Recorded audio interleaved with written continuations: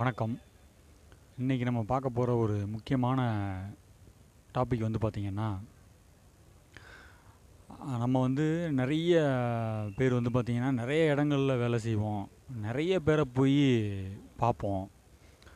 அதுக்கப்புறம் ஆஃபீஸில் நிறைய இடத்துக்கு போவோம் வருவோம். நிறைய வெளியிடங்களுக்கு போகிறதுனால நமக்கு அலைச்சல் ரொம்ப ஜாஸ்தியாகும். அதுக்கப்புறம் வந்து பார்த்திங்கன்னா இதெல்லாம் மெயினாக வந்து யாரெல்லாம் வந்து ரொம்ப அலைச்சல் ரொம்ப ஜாஸ்தி இருக்கோ அவங்க வந்து இந்த ஒரு விஷயத்தை ஃபாலோ பண்ணாலே உங்களுக்கு நல்ல தூக்கம் வரும். ப்ளஸ் நம்மளுடைய ஒளி தேகம்னு சொல்லுவாங்க இல்லையா, ஆரா அப்படின்னு சொல்லுவாங்க. ஆரா அப்படின்றது நம்மளுடைய ஒளி தேகம். இப்போ அந்த பழைய படமெல்லாம் பார்த்திங்கன்னா, அந்த அம்மன் படத்துலலாம் பார்த்திங்கன்னா அம்மன் இருப்பாங்க. அவங்களுடைய ஒரு உருவத்தை சுற்றி ஒரு ஒளி ஒன்று தெரியும். அதுதாங்க ஒளி தேகம் அப்படின்றது, ஆரா அப்படின்னு சொல்லுவாங்க. அந்த ஒளி தேகம் நமக்கு எவ்வளவுக்கு எவ்வளவு நல்ல ஸ்ட்ராங்காக இருக்காங்களோ அவ்வளவுக்கு அவ்வளவு நமக்கு வந்து சக்தி அதிகமாகும். உயிர் சக்தி அதிகமாக இருக்கும். அப்படின்னா அந்த ஒளி தேகம் நமக்கு வந்து ஸ்ட்ராங்காக இருக்கணும். இப்போ அந்த ஒளி தேகம் எவ்வளோ ஸ்ட்ராங்காக இருக்கணும் அப்படின்றதுக்காக தான் இப்போ நம்ம வந்து ஒரு முக்கியமான ஒரு குறிப்பு வந்து பார்க்க போகிறோம். அதில் ஒரு முக்கியமான குறிப்பு வந்து பார்த்திங்கன்னா, முன்னாடி காலத்துலலாம் அந்த கோயில் போகிறது, அப்புறம் சில முக்கியமான காலங்கள்லாம் என்ன பண்ணுவாங்கன்னா, வீட்டிலேருந்து குடும்பத்தோடு கிளம்பி போய் கடலில் குளிப்பாங்க. அதாவது சமுத்திர ஸ்நானம் சொல்லுவாங்க. அது கடலில் போய் குளிச்சுட்டு வருவாங்க. கடலில் போய் குளித்தாங்க அப்படின்னா, உப்பு தண்ணி இல்லையா கடல், உப்பு தண்ணியில் குளிக்கிறப்ப நம்மளுடைய ஒளி தேகம் வந்து ரொம்ப அற்புதமாக சுத்தமாயிடுங்க. நம்ம ஒளி தேகத்தில் ஏதாவது ரொம்ப இந்த கண்ணு படுது, விசேஷ வீட்டுக்கு போனால் கண் வைக்கிறாங்க, அந்த மாதிரி நிறைய விஷயங்கள் சொல்லுவாங்கள்ல. அந்த மாதிரி இதுக்கு எல்லாத்துக்குமே வந்து இந்த ஒரு விஷயத்தை மட்டும் நீங்கள் செஞ்சு பாருங்கள், ரொம்ப அற்புதமாக வேலை செய்யும். சரி, இப்போ வந்து சமுத்திரஸ்தானம் பண்ணலாம். இப்போ எங்கள் ஊரில் கடலே இல்லை அப்படின்றப்ப நான் எப்படி வந்து சமுத்திரஸ்தானம் பண்ண முடியும் அப்படின்னா, அதுக்கு ஒரு வழி இருக்குது. இது எல்லாருக்குமே தெரிஞ்சிருக்கலாம்.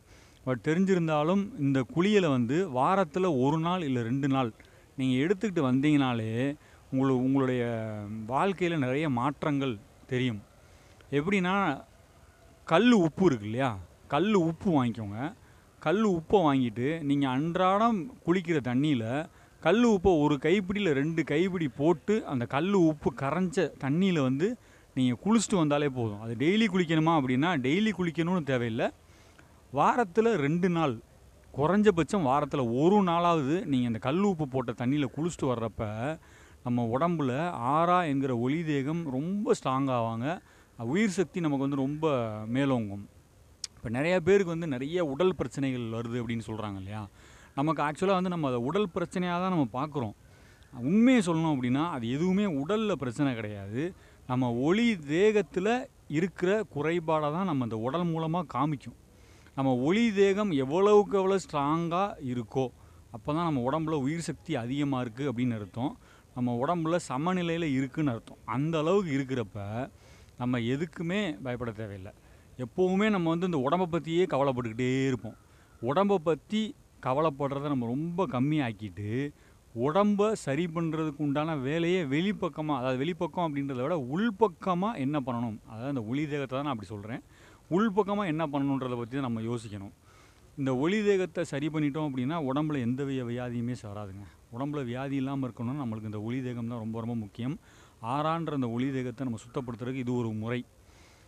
கடலில் போய் குளிக்கலாம். கடலில் குளிக்க முடியாதவங்க கல் உப்பு தான் பயன்படுத்தணும், தூள் உப்பு பயன்படுத்தக்கூடாது. கல் உப்பை பயன்படுத்தி நம்ம அன்றாடம் குளிக்கிற தண்ணியில் போட்டு நல்லா கரைச்சிட்டு அந்த தண்ணியில் குளிச்சுட்டு வாங்க. வாரத்தில் 2 முறை இல்லைன்னா வாரத்தில் 1 முறை குளிச்சுட்டு வர்றப்ப உங்களுக்கு எல்லாமே சூப்பராக இருக்கும். உங்களோட ஆறா க்ளீன் ஆயிடுச்சு அப்படின்னாலே உங்கள் வாழ்க்கையில் இதுக்கப்புறம் நடக்க போகிற எல்லாமே ரொம்ப நல்லா நடக்கும்.